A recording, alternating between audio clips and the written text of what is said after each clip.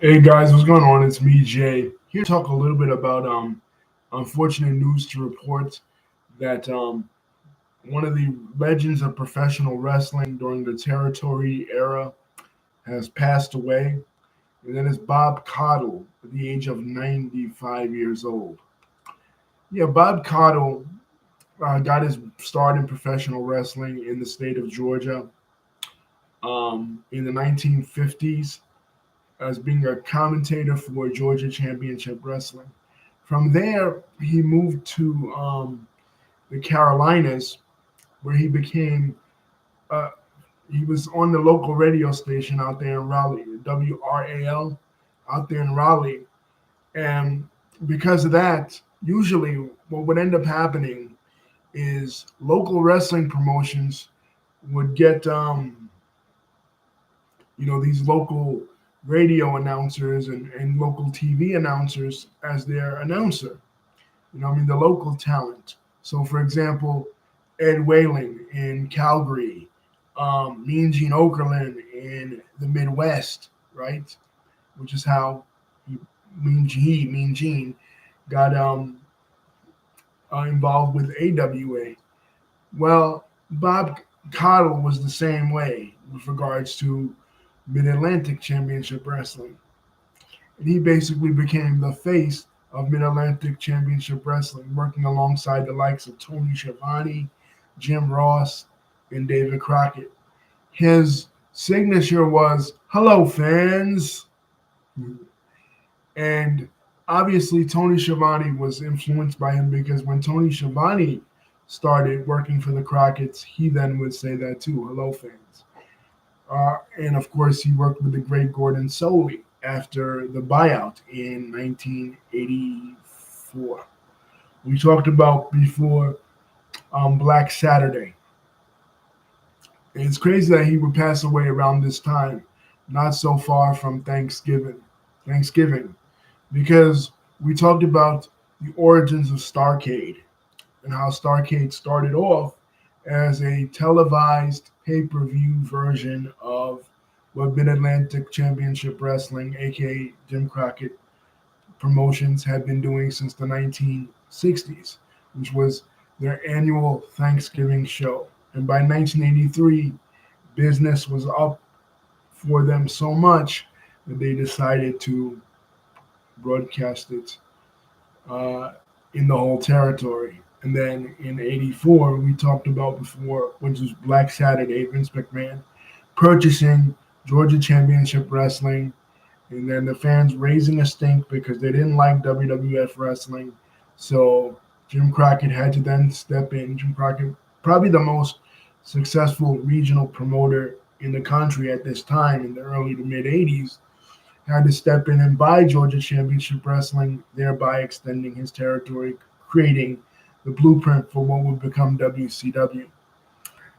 But Caudle didn't really stick around after, you know, he was there in the Mid-Atlantic days. After it became Crockett Promotions, he stuck around for a while. The first couple of Starrcades feature him, but he didn't really stick around all that much. um, but I think he stuck around to like the late '80s until Ted Turner bought the promotion in 1988. I think he stuck around till then. You know what I mean? I don't remember seeing him in WCW ever. You know what I mean? But his wife passed away a couple of months ago, actually, and he leave. Okay, yeah. By 1991, he left WCW. It was WCW by then, and he went down to work for first South Atlantic Pro Wrestling, a local indie.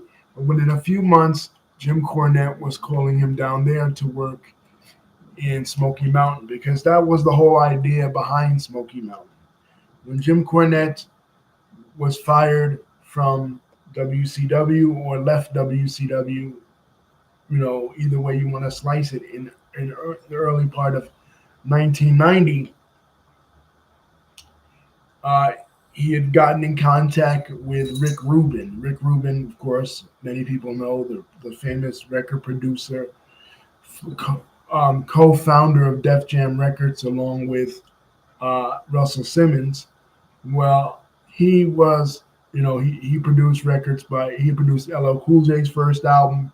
Rick Rubin produced LL Cool J's first album, produced the Beastie Boys' first album, produced Public Enemy's first album, basically a legend in hip hop. And a little bit too in rock and roll. He had produced Slayer. He did songs for Slayer. He did songs for Johnny Cash. He did songs for the Red Hot Chili Peppers. A lot of acts and music. He's a famous music producer, but he also liked wrestling.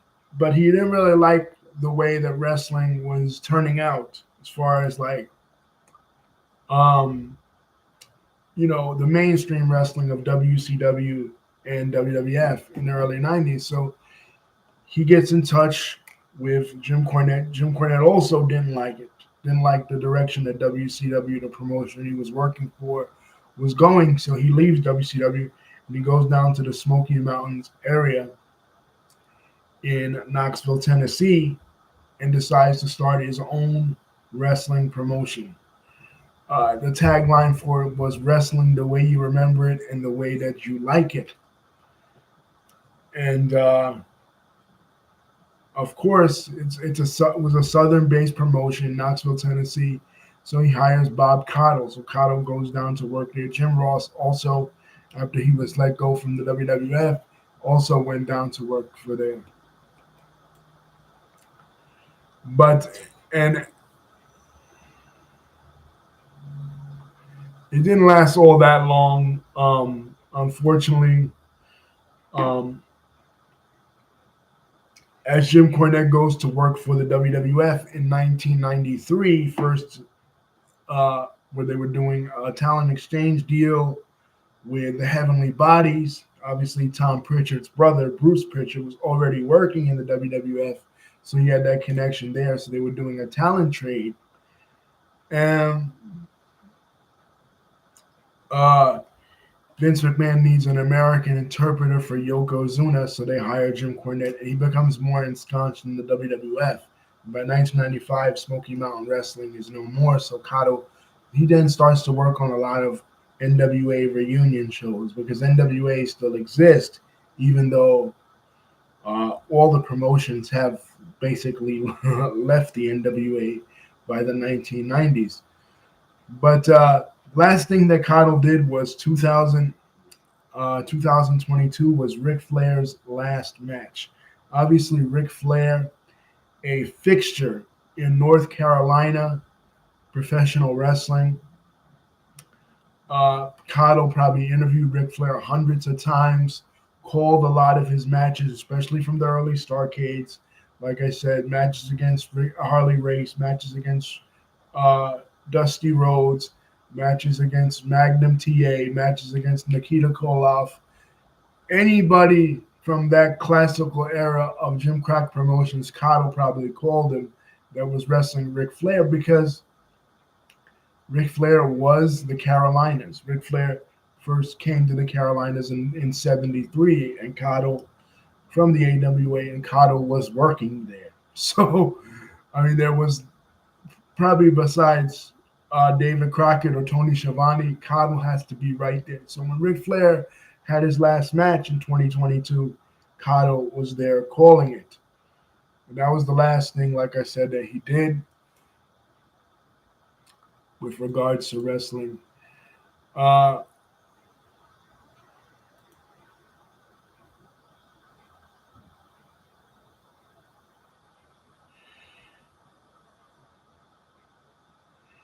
where does he rank up as far as the greatest announcers of all time? David says, who is the greatest NWA champion of all time? Uh, well, that would depend, David, on what you mean by it. I would say in the modern era, Ric Flair. In the television era, Ric Flair. Because Lou Thez was before television. Lou Thez was kind of Like Luthez became uh, NWA champion for the first time in the 1930s. You know what I mean? And television didn't become a popular thing until the late 40s and early 50s after World War II. So I would say probably Ric Flair. Because Ric Flair, in the minds of most wrestling fans, Ric Flair is associated with the National Wrestling Alliance, carrying the mantle of the National Wrestling Alliance. Another candidate would be Harley Race. Harley Race. Mickey James's husband is the greatest. Was that Nick Aldis?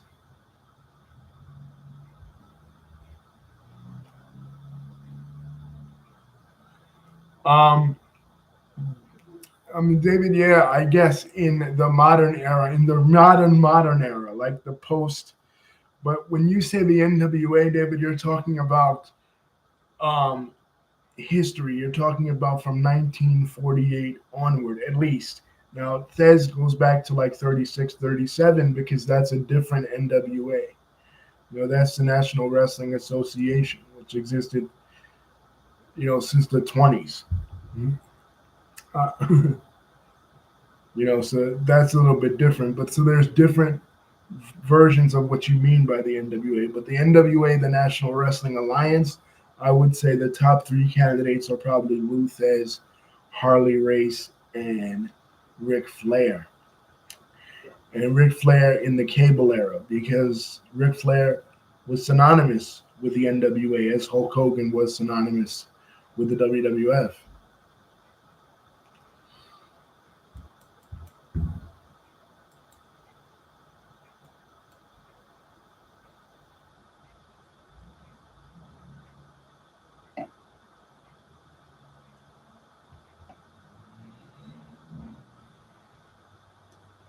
But Lou Thez being the first person to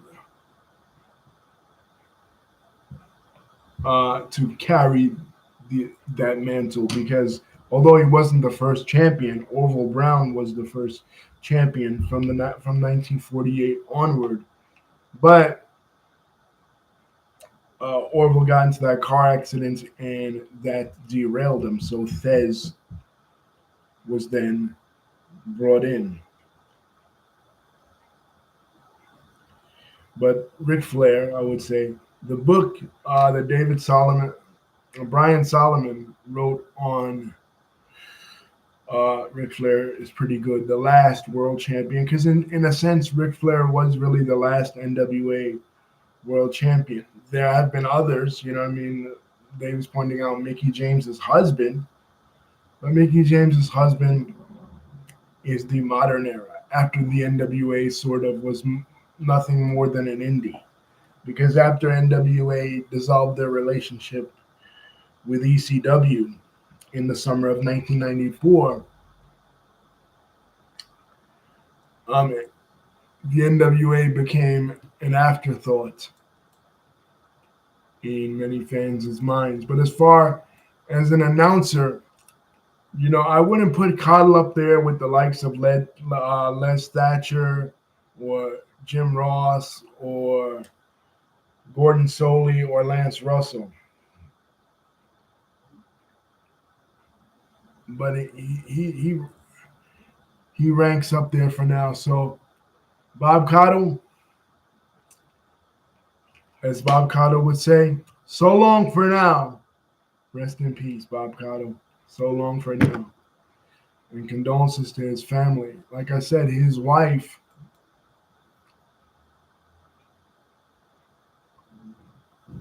passed away in April of this year. Also, Bob Caudle was very influential in politics. He worked hard to campaign for Senator Jesse Helms as a campaign aide to Senator Jesse Helms during his elections. We talked about Jesse Helms a little bit in when we talked about Martin Luther King Jr. and the opposition to Martin Luther King Jr.'s making Martin Luther King Jr.'s birthday an official holiday. Jesse Helms was one of those uh, the fiercest oppositions for that opposers of that.